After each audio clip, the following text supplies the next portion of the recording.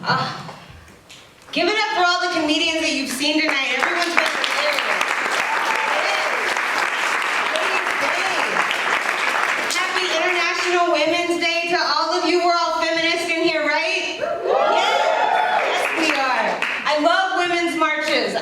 Olga, I'm down to march. Whenever next year, we're gonna march, lady. We're gonna march. I've been to every feminist march I could go to. I always want to go show the world I'm an independent woman. I don't need a man. I always get my boyfriend to pay for that shit for me when I go, you know? Like, I don't want to spend my money on it. I went to the Women's March in Washington back in 2018. I went with my sign. I got all these weird looks from other feminists. My sign said, I want to stay in the kitchen. I'm sick of working. You know? I'm sorry, that's my message. That's my message. I'm tired of working, you know? 10 years, I want to retire now, stay at home, make crumpets and shit. That's the life for me. All the other feminists, they were looking at me, they're like, no, you don't want to do that. You're just upset, you know, that your ancestors worked for free for so long. Now you get to go work for yourself. I'm like, bitch, I've never picked cotton. Don't talk to me like that. The only soft, white, easily replaceable commodity that I've ever picked was my ex-husband. Like, definitely not cotton. It's good to be playing at the Almeria Theater tonight. I love this place. It's awesome. The last show that I came here to see, I was sitting in the back in the VIP section where you sexy people are back there. VIP section, yeah, VIP. I saw a woman, she was getting down to go to the restroom. She was taking step by step, step went out from under her and she fell. She like ate it, she fell. I'm like, oh, you stupid hussy. Use your eyes next time, what's wrong with you? I was going to get on the stage here tonight for you guys, and I fell in the exact same place. Let's laugh at the unfortunates of women a little bit tonight. You know, it's Women's Day. So I was gonna bring my notebook with me up here on stage because I like to have something just to help me keep my pace. And Luke was like, no, Dee, you can't do that. That's not professional. This is a Women's Day show. You can't come up here and read your jokes out of your notebook on the stage. Luke, I told him, baby, I graduated from high school in Texas, honey. I can't read. That is definitely not my strong suit. Plus, like, all my notebook, all it has in it is stick figures and pictures of Jesus just giving me a thumbs up. My mama told me if I read any book but the Bible that I would go to hell, okay? So I started dating this really nice guy from Bangladesh. He's teaching me how to read and write English. I talk it real good now, don't you guys think? You know, I talk it real good. They say that your literacy rates affect your behavior. The more you read, the more peaceful you are. And you guys, I really think that's actually the problem with Texans. It is, because we are some of the most shit-talking, shotgun-shooting people. Like, we're just violent for no reason. I know, like, a few weeks ago that you saw that the entire state of Texas was covered in snow. You saw that? We had, like, a snowmageddon. They canceled at work. They canceled school. Pipes broke. It was terrible. It was all over the news. But what you didn't see were rednecks going outside with their shotguns, shooting up at the sky, screaming out, oh my God, they done went and put Al-Qaeda in the weather. They took all our Mexicans and now they can't come shovel this snow off the edge of the earth. They're stupid, Texans. They're stupid. Oh my goodness. So yeah, we're violent people, Texans, you know. They even sometimes people call us bullies.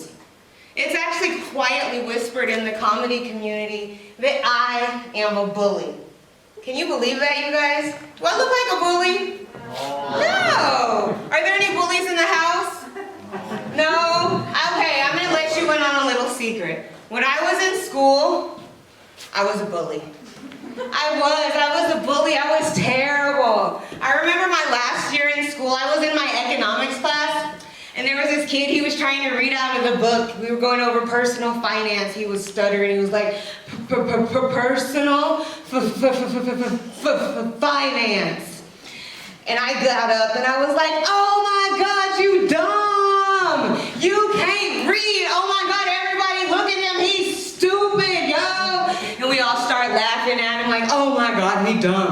he dumb, he dumb. I made up a song and everything. I did, it was terrible. It was like reading, writing, getting hoes, all the things he doesn't know. He doesn't know. Come on, you guys, he doesn't know. It's fun to bully. He doesn't know. It was fun. Everybody was laughing. We were having a good old time. Then the principal walked in when I was doing the Tootsie Roll on the desk. He looked at me. He was like, "Get your ass off of that desk and get into my office now." Everyone was like, "Ooh, you in trouble." I told him, "Y'all shut the fuck up." I went to the principal's office, and I'm gonna tell you, I really did. I got in trouble. I got in so much trouble. He took my teaching license from me. He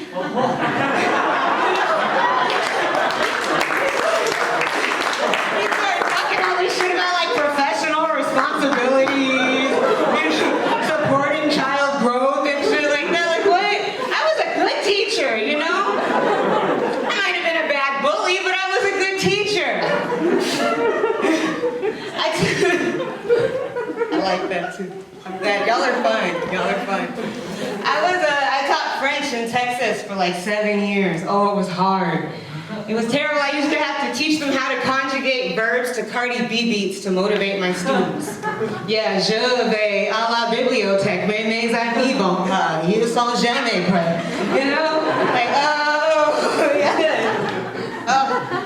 We'd be laughing, having a good time, and they think, you know, they watch too many music videos. It suggested that the teacher might do a striptease for them. I'm not gonna take my clothes off for my students. That's so inappropriate. My students were poor. They had no money. I'm not gonna take my clothes off for food stamps, you know? No. Free apples from free lunches? No.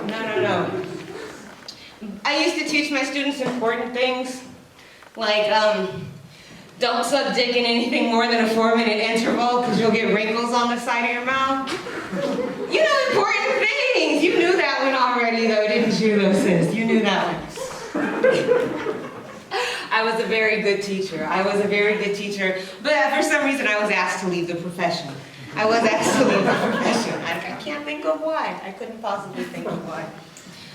Oh my goodness, how many couples are out here tonight? How many women, how many of you brought your better half with you? Give it up if you brought your man with you. All right. That's cool. I love lesbians, you know what I mean? I love them, they're great. I'm a bisexual woman, but I date men like most of the time because I'm an underachiever. I don't like to have to try too hard to get anything. 2 roads diverged in a yellow wood, and I took the one that required the least effort, you know what I mean?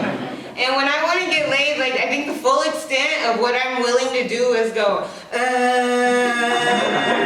you know, and that works on men. That works on men every time. This guy back here got a stimmy. Like, it works. Now, you know, women, they look at me and like, oh my God, she looks like she has a mental disability, right? Guys look at me, they're like, sure, she looks retarded, but I'd still fuck her. It's the difference. They're a higher form of life, women. We are, and I've tried to get women to sleep with me, but like, it's too hard, you know? You gotta pay for stuff, listen to their stories. Oh my God. Ooh, it's terrible. I took a girl on 1 date, like in the last year, which means I invited her back to my house to smoke weed. I'm classy, what? Don't judge me. And, you know, I'm used to men. I've been used to men, and guys, when you bring a guy over to smoke weed, you know what the guy brings with him? Weed. It's amazing, you know? I smoked up half a Luke's sack just on like, you know, just because, you know? But she didn't bring any weed. She came to smoke my weed. Oh my God. Like, I was flabbergasted, you know? I rolled the spliff up. I hit the spliff. I gave it to her. With men, they pass it back. They want you to get high too. She smoked the whole damn thing. Then she's sitting there stoned. I'm sitting there kind of stoned. Like, I don't know what to do. I'm usually, the guy is the one who makes the move. And I'm like, all right, see you later. I call her up the next time. I'm like, come over, let's hang out, you know? She's like, oh, I can't. I got my period. I'm like, what? I'm like, this bitch smoked my weed. I'm supposed to get something. You know what I did? I called a man up. He brought over a sack of weed. I smoked all his shit and I got laid. It was amazing, ladies and gentlemen. That's why I'm team men each and every time. Last thing I'm gonna say, because I like the ladies, I will say that I've met a man that I really, really like, and I think it's because he reminds me of my mother. Like, he's so sweet, just soft, and you know, when we're together in bed, he says things like, "Oh my God, you're so feminine." And I'm like, "Baby, so are you." I love it, I love it. It's the one for me, you guys. I hope that you enjoyed my set. My name is Dee Rielle. Follow me on Instagram and I will follow you back.